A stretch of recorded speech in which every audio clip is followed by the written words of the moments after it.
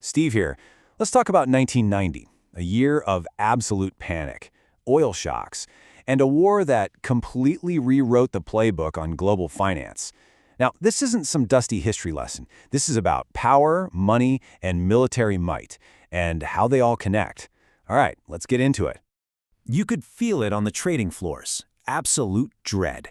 The memory of the 70s, that financial hangover from Vietnam, the inflation, the stagnation, it was still a fresh scar. So the consensus on the street was simple. A war in the Middle East means financial Armageddon. But the guys in Washington, they were playing a completely different game this time. Okay, picture it. August 2nd, 1990. Saddam Hussein's tanks are rolling into Kuwait. The world just stops, holds its breath, and the markets, they didn't just drop, they bled out.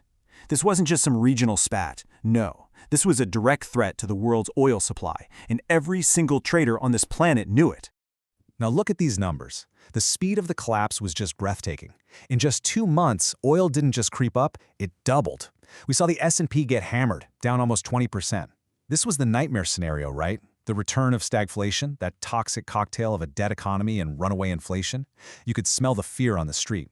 But while everyone on the street was running for the exits, the White House was operating on a whole other level. See, they weren't just planning a military operation. They were putting together what was essentially a global fundraising campaign. And believe me, it was a strategy that changed everything. $61 billion. Just let that number sink in for a second.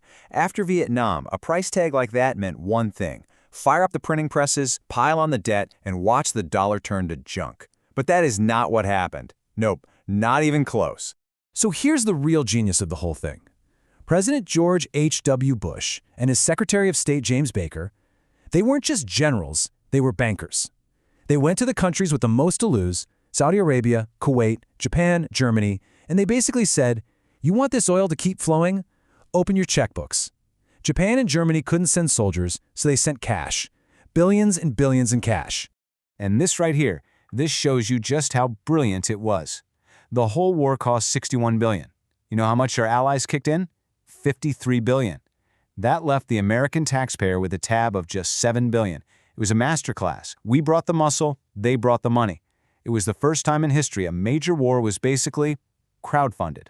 All right, let's shift gears. Back to the floor of the New York Stock Exchange. As Saddam's deadline got closer, you could cut the tension with a knife. And then the air war starts. The world is glued to their TVs watching these smart bombs. And that fear, it just started to melt away. And it was replaced by something else entirely. The ground war, that was the knockout punch. Everyone was braced for another long, bloody slog. Instead, it was a blitz. 100 hours, that's it. Over in less than a work week. All that uncertainty that had been choking the markets, just gone. And the market's reaction? Pure, uncut euphoria. I mean, it didn't just rally, it exploded. All that geopolitical risk that was strangling the market, gone, vanished overnight. That war premium on oil evaporated.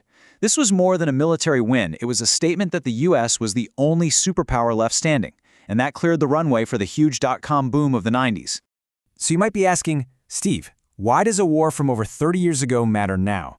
Well, it's because this coalition funding model, it didn't just disappear. It became the new playbook, a playbook that is still very much in use today.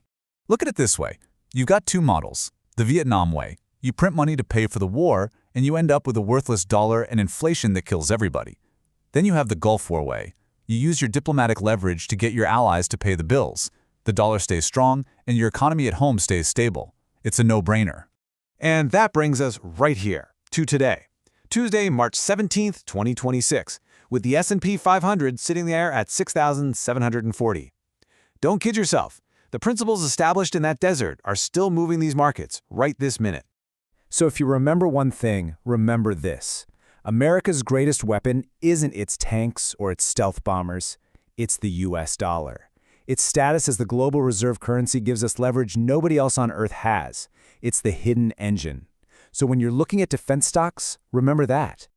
This is Steve. Some things just don't change. It's always about the war, the money, and the power.